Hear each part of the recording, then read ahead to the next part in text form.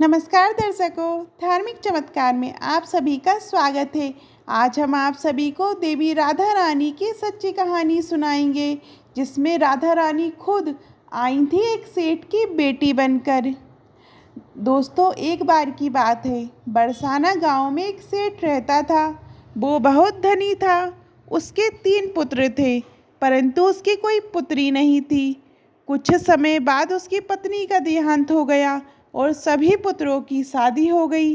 सभी पुत्र अपने कार्य में व्यस्त रहने लगे। अपने बच्चों में अपनी पत्नी के साथ सेठ के दिल की बात सुनने वाला कोई भी नहीं था। सेठ को शुरू से ही इस बात का बहुत दुख था कि उसकी कोई पुत्री नहीं है, लेकिन जब उसकी पत्नी की मृत्यु के बाद उसको ये दुख और ज़्यादा सताने लगा और वह इस बात को लेकर परेशान रहने लगा कि उसकी कोई पुत्री नहीं है। एक दिन एक महान पंडित उसके घर आए और उसे दुखी देखकर उनसे पूछा कि तुम्हें किस बात की परेशानी है, तुम क्यों दुखी हो। तो उसने अपना दुख का कारण पंडित को बताया कि मेरी कोई पुत्री नहीं है, इस वजह से मुझे अपने जीवन में ये अभाव रहता है कि मेरी कोई पुत्री नहीं है।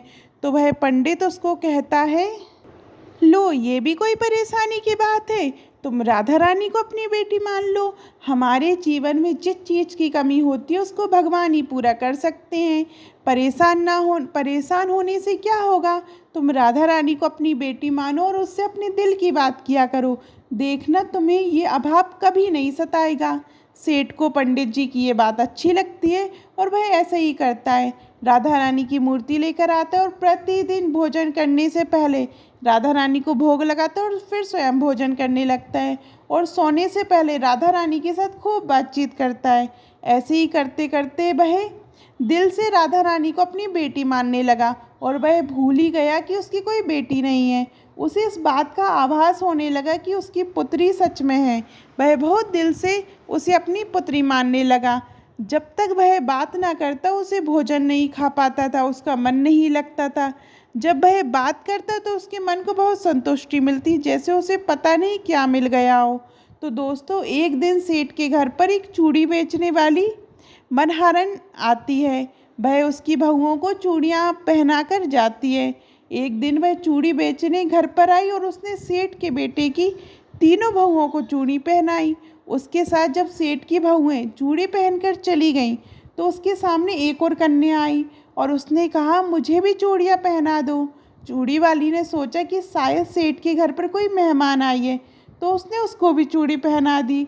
उसके बाद वह चूड़ी वाली सेठ से पैसे मांगने सेठ की दुकान पर पहुंची और बोली कि चूड़ी के पैसे दे दो। उसने पहले से अधिक पैसे मांगे तो सेठ ने कहा कि तुमने चूड़ी का दाम बढ़ा दिया है क्या। तो उसने कहा, नहीं, मैंने चूड़ी का दाम तो नहीं बढ़ाया, परंतु आज मैं 4 को चूड़ी पहना कर आई हूँ। उसने कहा, मेरे घर पर तो तीन ही बहुएं हैं। तो उसने कहा, नहीं, मैंने आज 4 को चूड़ी पहनाई। सेठ ने कहा कि तुमसे कोई गलती हुई है, मेरे घर पर तो चूड़ी पहनने के लिए सिर्फ 3 बहुएं हैं। तो उसने 3 के पैसे चूड़ी वाली को दे दिए और चूड़ी वाली भी बिना कुछ कहे पैसे लेकर अपने घर चली गई।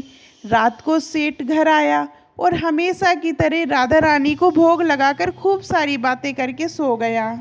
जब वह सो गया तो उस दिन रात को सेठ के सपने में राधा रानी आई और कहने लगी, बाबा, चूड़ी वाले को मेरी चूड़ी के पैसे क्यों नहीं दिए।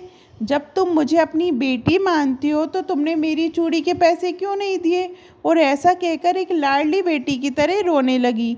ये सब देखकर सेठ की आंख खुल गई और वह रोने लगा।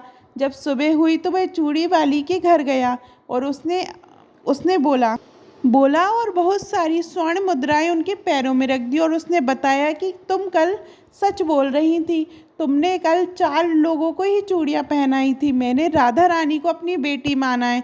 तुम बहुत भाग्यशाली हो जिसको राधा रानी के दर्शन हुए। मैं इतने दिनों से उनके दर्शन को तड़प रहा हूँ और तुमने एक बार में ही उनके दर्शन कर लिए। ये बोलकर रोने लगा और बोला कि तुम्हें चूड़ी का जो भी दाम चाहिए मुझसे मांग लो। ये सुनकर मनहरण की आंखों में भी उनके दर्शन के लिए मन करने लगा और वह भी बोलकर रोने लगी। और मनहरण मन में सोच रही थी कि जब मुझे खुद राधा रानी के ही दर्शन हो गए तो इससे ज़्यादा मुझे क्या चाहिए। उसने सेठ के सामने हाथ जोड़कर कहा कि तुम्हारी वजह से मुझे राधा रानी के दर्शन हुए हैं, जिससे मेरा ये जीवन सफल हो गया। मुझे कुछ नहीं चाहिए। तो दोस्तों, देखा कि जब हम भगवान को दिल से पुकारते हैं, उनकी पूजा अर्चना करते हैं, तो वह कैसे हमारे पास दौड़े चले आते हैं। आशा करती हूँ आपको ये कहानी बहुत अच्छी लगी होगी, और आप भी अगर किसी वस्तु को लेकर परेशान हैं तो भगवान से प्रार्थना कर सकते हैं। वह आपकी प्रार्थना ज़रूर सुनेंगे। अगर ये कहानी आपको अच्छी लगी हो तो नीचे कमेंट बॉक्स से में ज़रूर कमेंट कीजिएगा, और राधे राधे लिखना मत भूलिएगा। राधे राधे।